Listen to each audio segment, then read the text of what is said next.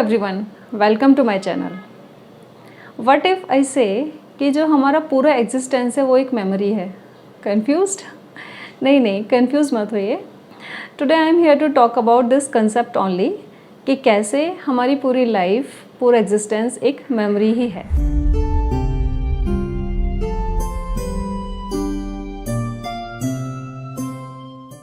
Hi, I am Dr. Pratibha Kushwaha, a practicing advocate and a certified NLP coach.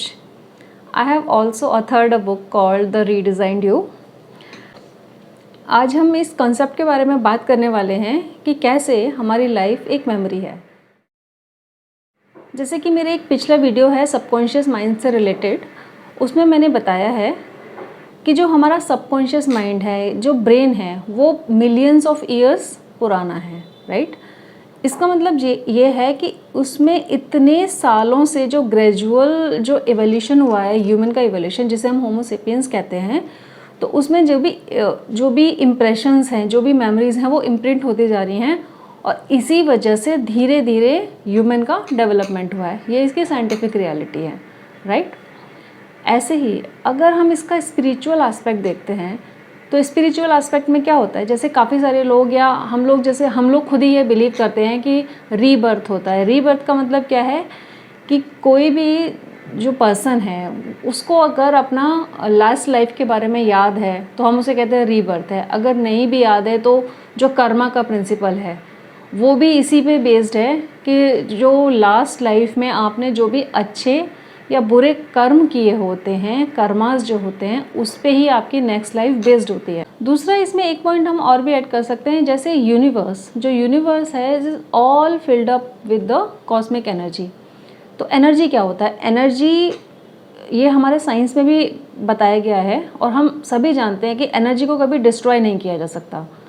ये सिर्फ एक form से दूसरे फॉर्म में ट्रांसफॉर्म की जा सकती है, राइट। तो जब ऐसा हो रहा है, जब डिस्ट्रॉय नहीं हो रहा है, इसका मतलब सब कुछ जो है एवरीथिंग इज़ कनेक्टेड। तो यहाँ से भी हम एक कंक्लूज़न पे जा सकते हैं कि जो ह्यूमन एग्जिस्टेंस है, जो हमारा एग्जिस्टेंस है, वो एक मेमोरी ही है, राइट। अच्छा, अगर हम और बात करते हैं, अगर हम इन दोनों एस्पेक्ट को छोड़ के जो अभी हम लोग अवेलेबल हैं, लाइक सिंस बर्थ, ये हमारे बर्थ से पहले की बात हो, पॉइंट डिस्कस कर सकते हैं। वो हम करते हैं जैसे कि जब कोई चाइल्ड बर्थ होता है तो जो छोटा सा चाइल्ड है, जो इन्फेंट है, जो अभी इस वर्ल्ड में आया है, वो क्या करता है? मतलब देखता रहता है, सुनता रहता है।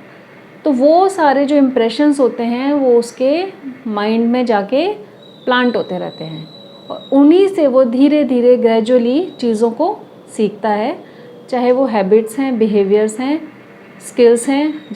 जब बेबी थोड़ा सा बड़ा होता है तो हम उसे सिखाते हैं, बेटा कैसे बैठना है, कैसे खाना खाना है, कैसे लेटना चाहिए, हर चीज़ हम उसे सिखाते हैं। व्हाट इफ़ कि अगर मेमोरी ना हो, व्हाट इफ़ अभी जो हमने उसको सिखाया वो भूल जाए, तो ये काम आप सोचिए कितना टीडियस होगा। मतलब कुछ याद ही नहीं होगा। मतलब it's like every time you will have to start it with a zero, right. तो ये इससे हम यहाँ पे इसको प्रूव कर सकते हैं कि मेमोरी जो है, क्योंकि every cell in the body वो मेमोरी पे ही बेस्ड है, राइट। एवरी सेल जो है वो मेमोराइज कर रही है जो भी हम एक्शंस कर रहे हैं और इसी पे बेस्ड है जो कि वो चाइल्ड सीख रहा है। थोड़ा बड़ा होता है, वो स्कूल जाता है, तो क्या होता है? एजुकेशन कैसे उसको आती है? जब वो बहुत छोटा है ना, उसे पेंसिल पकड़ना भी नहीं आ रहा है, जब वो स्कूल जा रहा है। जब स्कूल गया, पेंसिल पकड़ना उसे सिखाया, आज सिखाया, अगर मेमोरी ना हो तो कल भूल जाएगा। उसे नहीं पता कि उसे कैसे पकड़ना है, कहाँ प्रेशर देना है, ये सारी चीज़ें हैं ना। तो इसी तरह से उसने पहले एक्शंस, बिहेवियर सीखा, फिर एजुकेशन, थोड़ा और बड़ा होगा तो लाइफ के स्किल्स भी हम उसे मेमोरी के बेस पे ही सिखाएंगे, ठीक है। तो यहाँ पे हम इसको ये प्रूव कर सकते हैं कि लाइफ इज़ अ मेमोरी। अच्छा, इसके अलावा जो दूसरा एक एस्पेक्ट होता है, अगर हम अपने बारे में बात करते हैं, जैसे कि रिलेशनशिप्स हैं, राइट। हम किसी के भी साथ, जैसे मेरे ब्रदर एंड सिस्टर या कोई भी फैमिली मेम्बर या कोई भी रिलेटिव, कैसे कैसे मैं उसके साथ इंटरेक्ट कर रही हूँ, क्योंकि मुझे याद है कि वो मेरा फैमिली मेम्बर है।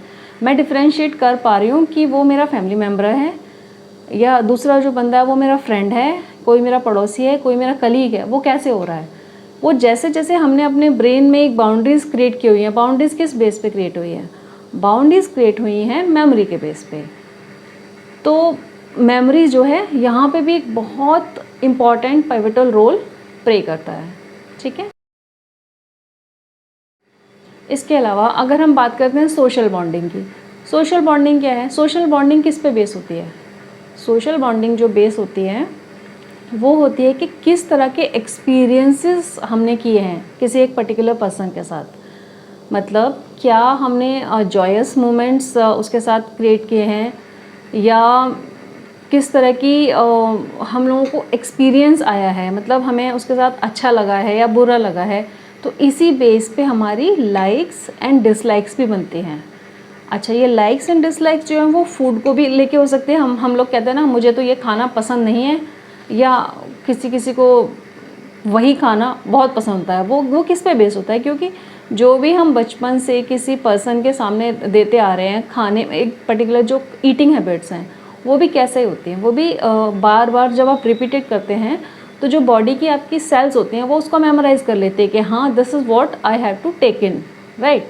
तो जब बार बार वो चीज़ आती है तो वो उसकी मेमोरी में चली जाती है, अनकॉन्शियसली चली जाती है, और वो हमारी पसंद बन जाती है, या वाइस वर्सा नापसंद बन जाती है। ठीक है, तो same is with the person, the society, या एक पर्टिकुलर इवेंट, या कोई पर्टिकुलर टास्क, कोई भी काम करना मुझे पसंद है या नहीं है। तो वो डिपेंड करता है कि उस काम से या उस पर्सन से रिलेटेड जो एक्सपीरियंसेस मुझे फील हुए हैं पास्ट में वो कैसे हैं, तो उससे रिलेटेड है। और वो सारे एक्सपीरियंसेस कहाँ हैं? वो सब हमारी मेमोरी में हैं। अगर मेमोरी नहीं होगी तो मुझे नहीं पता चलेगा कि मैं किसे पसंद कर रही हूँ, किसे नहीं पसंद कर रही हूँ। ठीक है, तो देखा जाए तो ये बहुत फ़नी होगा कि अगर आज मैं किसी के साथ इंट्रोड्यूस हुई हूँ और मेमोरी नहीं है, मैं भूल गई, अगले दिन जाके फिर हम लोग एक दूसरे के सामने ऐसे ही खड़े हैं एज ए स्ट्रेंजर्स, तो ये बहुत फ़नी सिचुएशन हो जाएगी, इज़न्ट इट? तो यहाँ पे भी हम लोग इससे बहुत एक अच्छा कंक्लूज़न निकाल सकते हैं कि memory is very very crucial for our existence. ठीक है, you will find various types of educational content on my channel, like related to NLP, that is neuro linguistic programming, and legal or HR topics. So you can find such type of video, and yes, some spirituality videos I am also making these days. So kindly visit my channel and explore the video content. You will find various playlists on my channel. There is one playlist called Mind and NLP.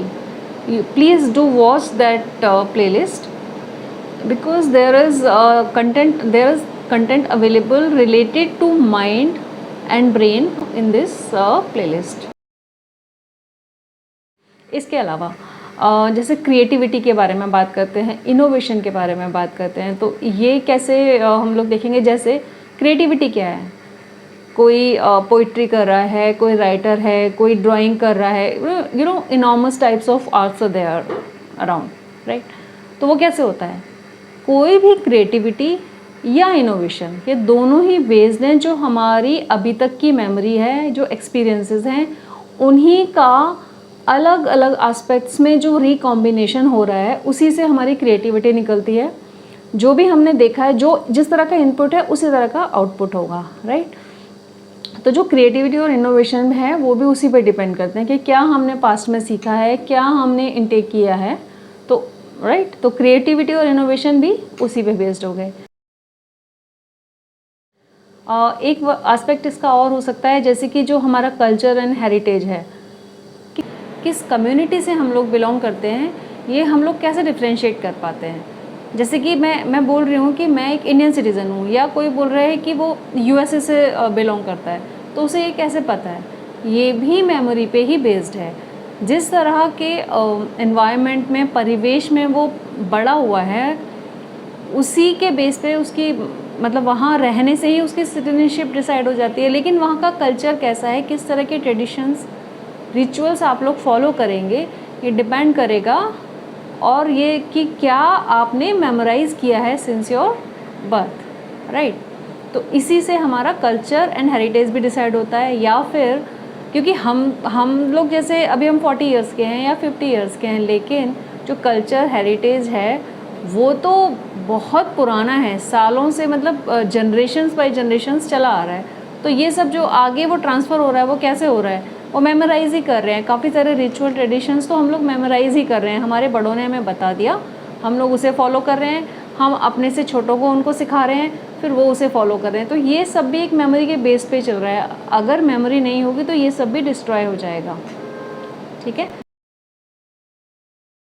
तो यही सारा जो content था I wanted to share in this video related to memory and the importance, the necessity of memory. Because हम लोग कई बार क्या करते हैं, मेमोरी को सिर्फ एक छोटे से एस्पेक्ट की तरह ट्रीट करते हैं अपनी लाइफ में, जबकि ये बहुत इंपॉर्टेंट है।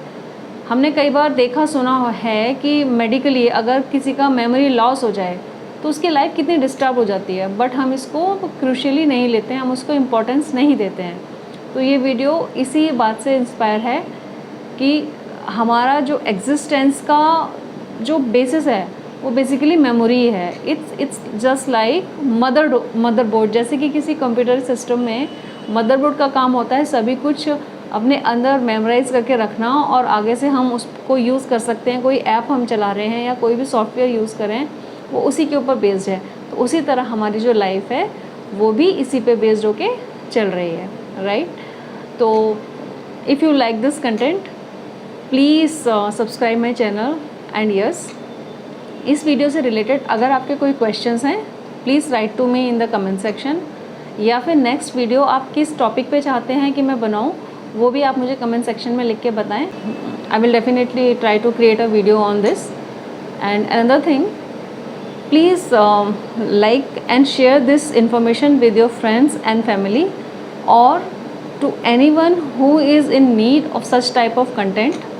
Please share my video, spread awareness and happiness. Thank you.